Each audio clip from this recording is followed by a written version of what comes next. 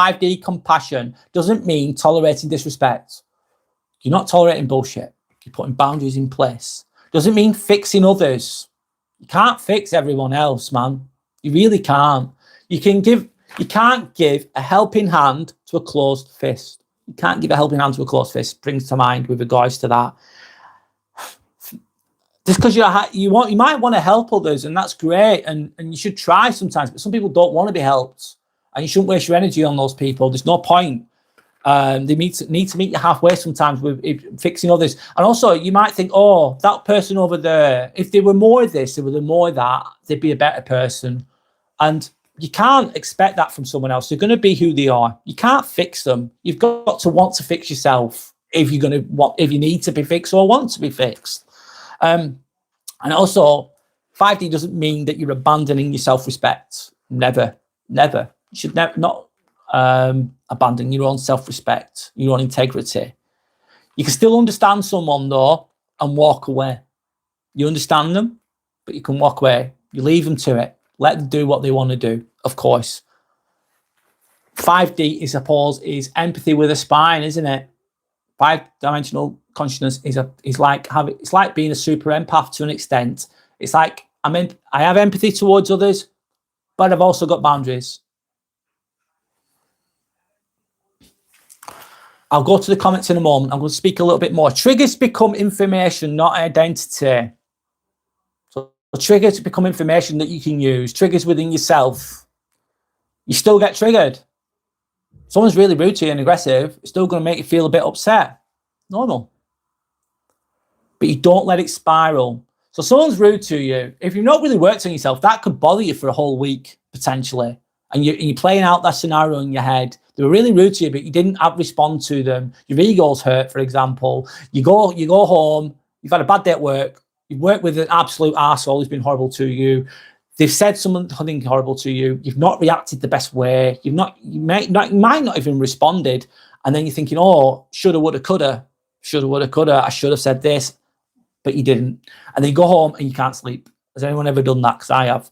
And then it just spirals. You're thinking about it all the time, and it's eating you alive. Your ego's hurt, for example. If you've got, like I said before, if you've got more foundational boundary, sorry, I'm struggling to get the words out sometimes. If you're more well-rounded, you're not going to let that bother you for as long. If you've got a high level of, not, let's say, a 5D consciousness level, it's going to bother you a bit, but it's not going to bother you for a long time.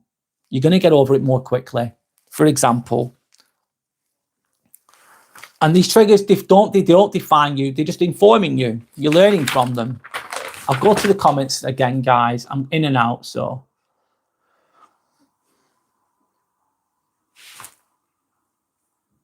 The ego is created.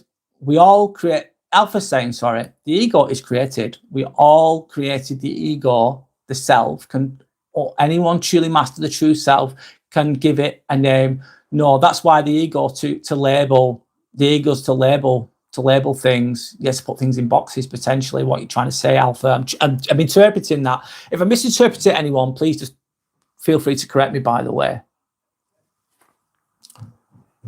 What determines a good ego? A healthy ego? Giving or receiving? Giving or receiving? What would be a healthy ego? A healthy ego has empathy behind it, potentially. A healthy ego is humble. It's confident, but it's humble at the same time. It takes a healthy ego would take responsibility for its actions. That's my interpretation.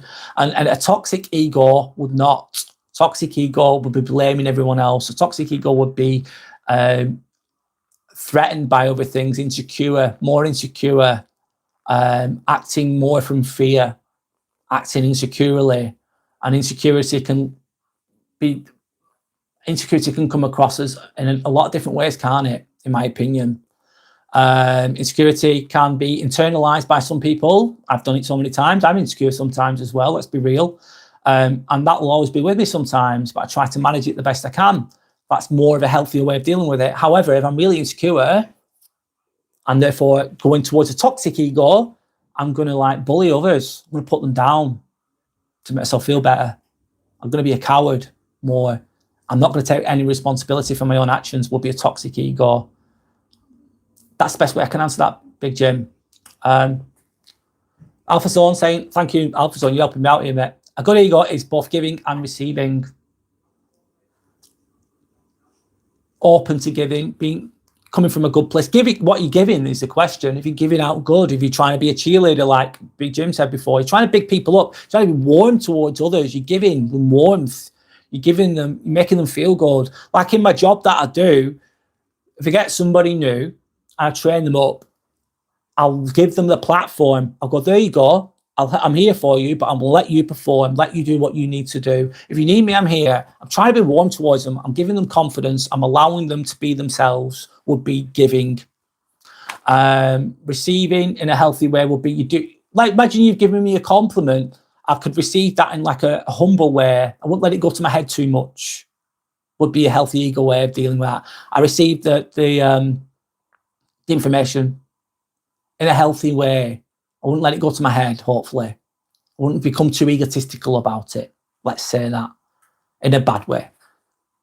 Big Jim saying Alpha, excellent. Yeah, I agree, Big Jim. You made some really good points as well, Big Jim, by the way, absolutely. And Alpha's made some great points too. Thanks for sharing. Alpha Zone says, thank you. Big Jim says, how does one know they need to be fixed? I don't have to waste my time to understand person. That's fine. You don't have to understand anybody if you don't want to. You don't have to. Sometimes if someone is, let's just say you've got a really nasty person, for example, Big Jim, and that's who they are. That's what they are. Why the fuck would you want to understand them anyway? Is what I'm trying to gauge from what you're saying. And I get that. Why would you? Why would you? Sometimes if you want to understand them, you can do. Put yourself in their shoes maybe for a while. But if they're only going to bring problems to your life, why bother understanding them is what I'm gauging from what you're saying. I get it. That's a understandable response. You don't have to. How does one know they need to be fixed? Through awareness, wouldn't it be, Big Jim? If you're unconscious, though, if you're completely unconscious, you don't know what you're doing. You're not aware of what you're doing. You don't know that you need to be fixed because you're not going to be, you can't, your eyes are closed. You're not aware. So those type of people maybe never know. Maybe that works for them. That's a different perspective. I think it comes from awareness. How would you know you need to be fixed? Imagine if, right, you act in a certain way and it's your life's completely fucking shit, for example.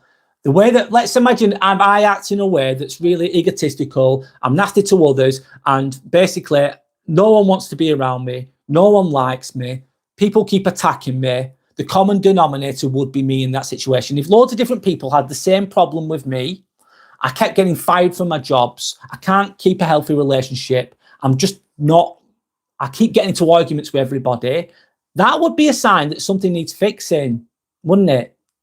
That's maybe how someone would be. If you had some awareness, you go, actually, I'm the common denominator in all my problems, would let you know that you need to be fixed. However, not everybody gets to that point because the eyes are shut. They're not aware. Every individual is different though, Big Jim. Every individual, this is quite, people can be really complex, can't they? And everyone's got different perspectives, and I respect that. Anyway, Alpha Zone saying that is choice. It's up to the person to fix themselves if they want to, if they dare. Look, everyone's got some trauma. Everyone's shit stinks, mate. Everyone has shit that stinks. Everybody, in different ways, different levels. And Jordan Peterson says, clean your own room, tidy your own mess up. Amazing. Such a simple message. Amazing though, Alpha Zone. Begin by cleaning your own room.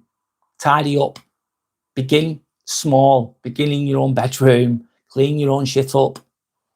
Fix that first before taking on the world. I'm paraphrasing Jordan Peterson very vaguely there.